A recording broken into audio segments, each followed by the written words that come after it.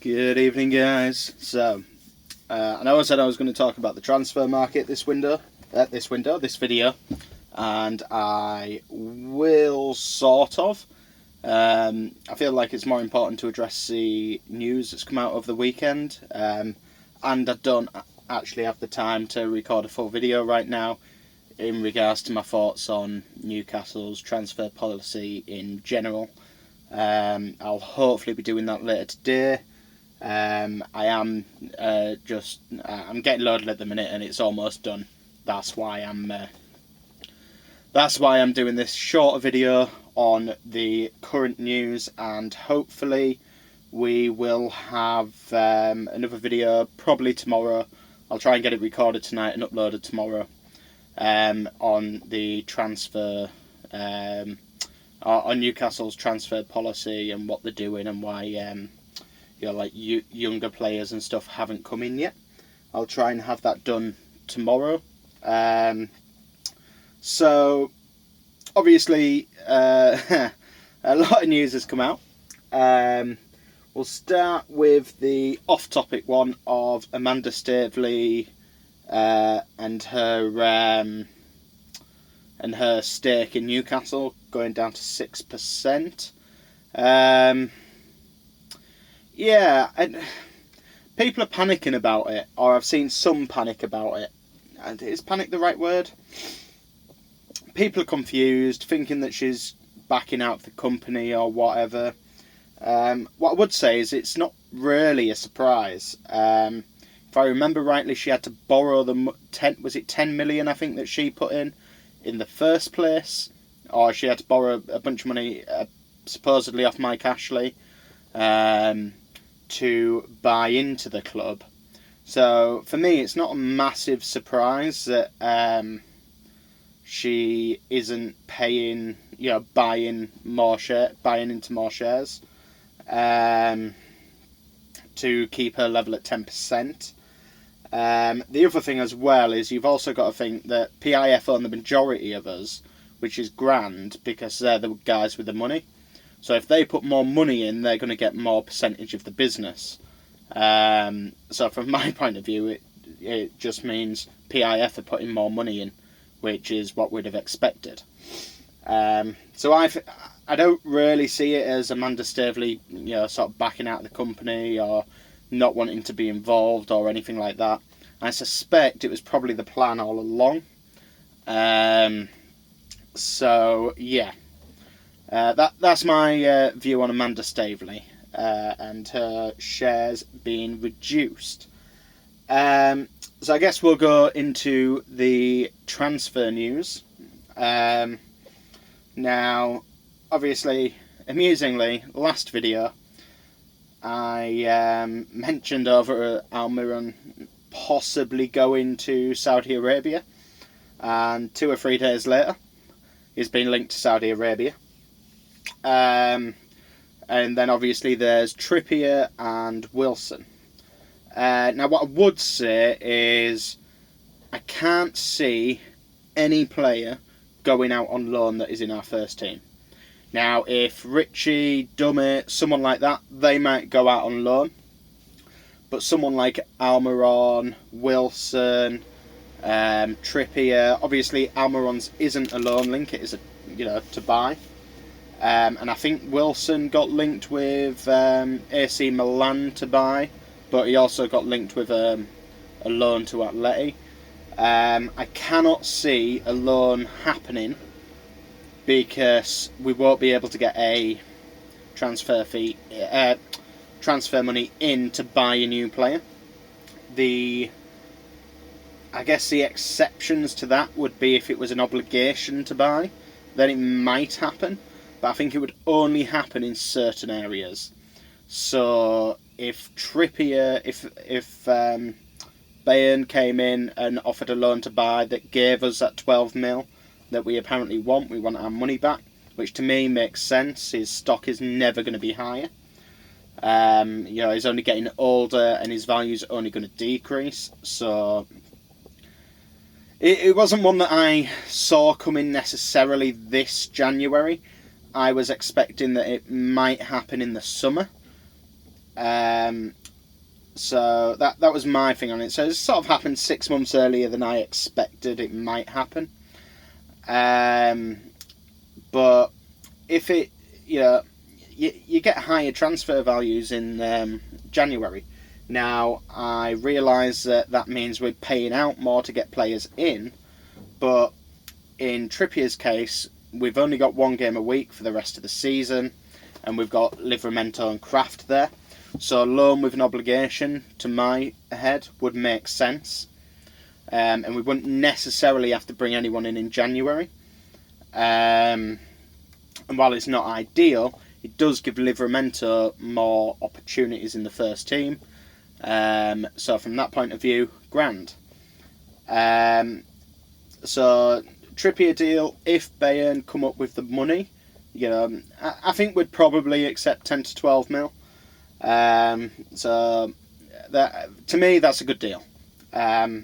Now, I don't know, I'm not a mastermind when it comes to the financial fair play, but I think it wouldn't give us a whole 10 to 12 mil to spend, if I understand correctly, because of the amortisation. It would knock off, so it'd be amortised over 3 years, so say 4 mil a year, and he's been here, is it a 3.5 year deal? Anyway, so it'd knock off, say, we've already paid out 8 mil, so we'd maybe have 4 or 5 mil to spend, from my understanding, which may be wrong, and if anyone understands it better than I do, they're welcome to correct me. When it comes to Almiron, so yeah, I think as long as we get a decent offer, I can see Trippier leaving. It would suck from a leadership standpoint, but from a financial standpoint, I completely understand why it'd be done, and I kind of agree, to be honest. And I've got no problem with that.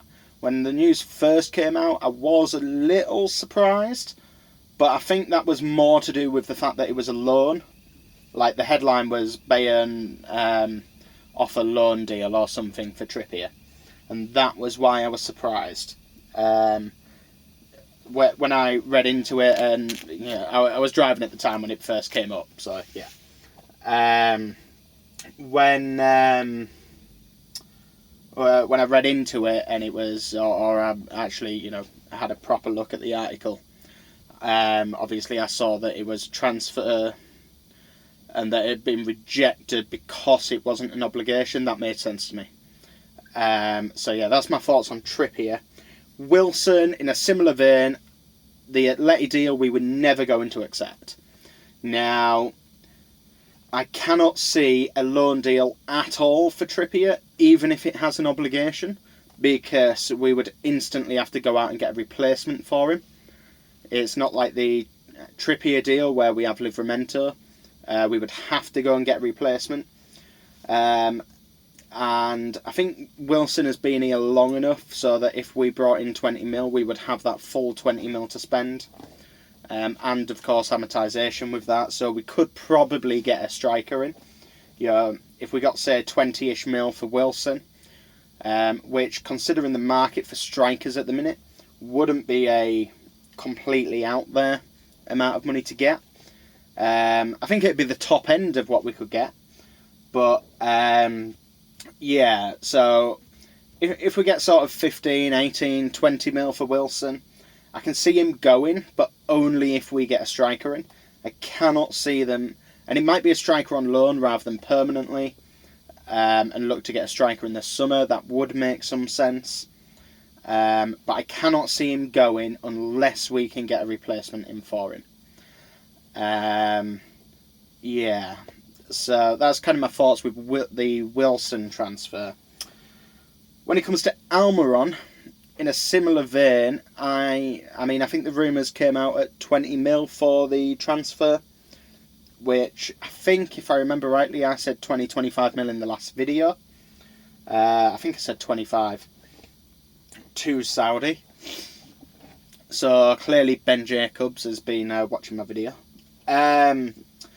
But yeah, I'm not sure how I feel about this one, and it's not anything to do with wanting Almiron to stay per se. So let's start off with the FFP situation. My understanding again is that almiron has been in here long enough that amortization isn't an issue. So 20mm, 25mm, 30mm, whatever that is, will come straight in, full value FFP. So we could probably get, like I say, similar with Wilson, 50, 60, 70mm to spend off that. And that's grand. My problem with it is in a similar vein to Wilson, we would have to get a replacement in. And unlike with Wilson, we don't have another right wing starter. Because if Wilson went out, we've still got Isak, and we know how likes to bed players in. And Murphy coming back off his shoulder injury, and for anyone who doesn't really know how a dislocated shoulder feels, even after a couple of months out, it can still fairly easily pop out again.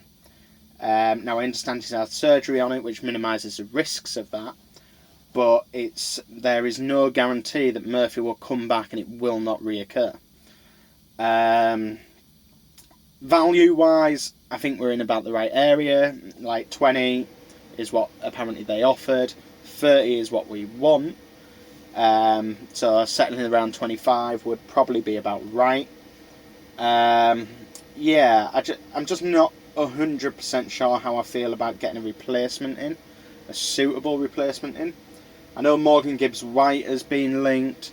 I cannot see Morgan Gibbs-White happening. I mean, don't get me wrong, it'd be a great signing, but I don't think Forest will let him go.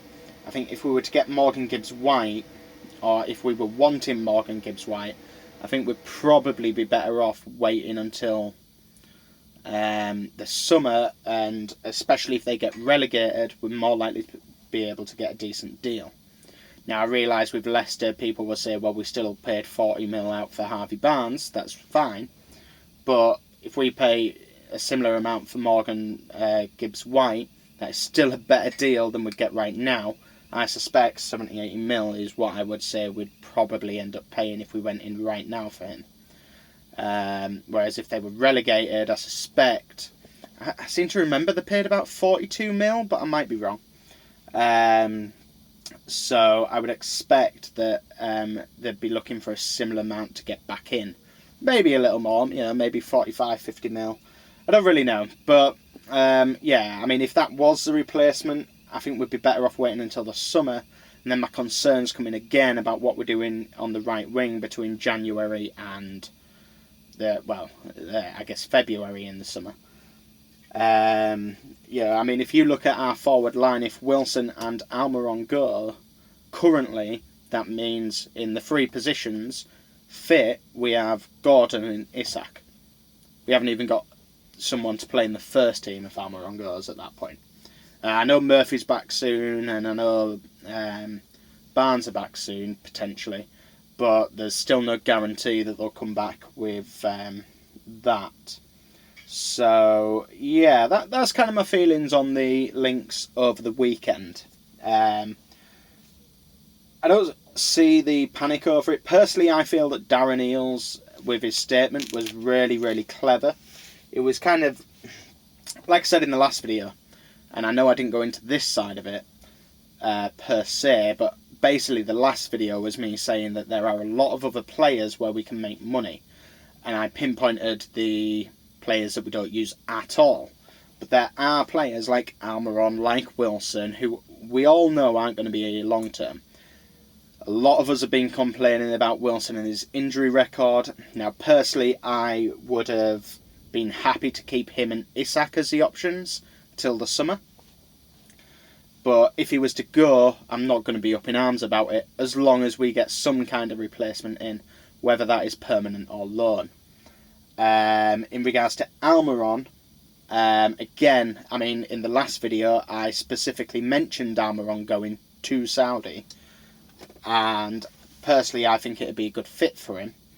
So I've got no problems with that. Again, my problem is in the January window, replacing him, and whether we'll be able to with time left. As long as we replace him, I am happy with that. And like I said earlier in the video, Trippier for me, he was going in the summer. We have a replacement in Livramento. We have cover for Livramento with Craft.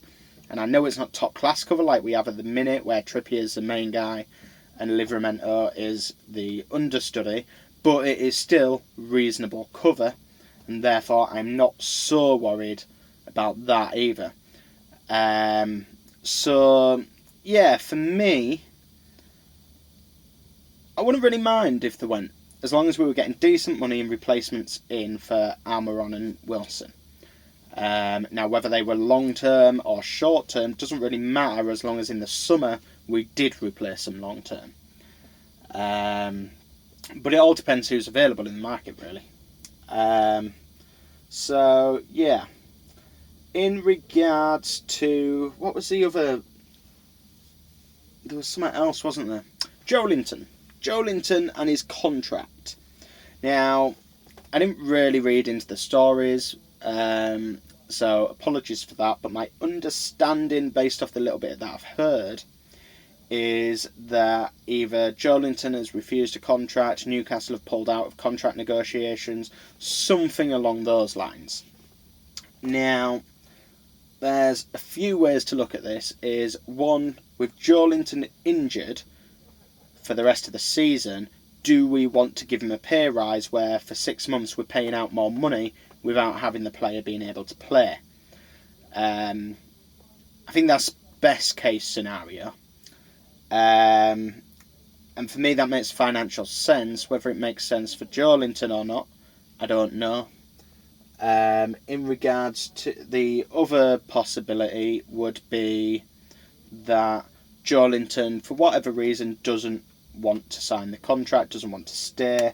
That might be financial reasons. Maybe he just doesn't think we'll get to a position to win trophies in a time that he likes.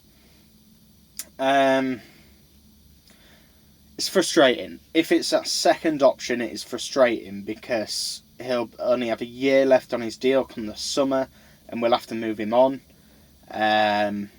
In the summer with 1 year left, will we get the money back that we paid for him? I'm not sure. It would be nice if we did. I'm not really sure how much we could get for Joelinton with 1 year left, and that is my biggest concern. It looks like my battery's starting to die on the truck. So, yeah, I'm not really sure how I feel about this one, because it kind of depends on the reasoning behind it. I'm choosing not to worry about it so much right now, but I think even if we were to offload him in the summer, which I don't think we were planning on doing per se, otherwise I think we'd have signed him to a new contract last summer, because obviously negotiating power instantly decreases when he's only got a short period of time on his deal.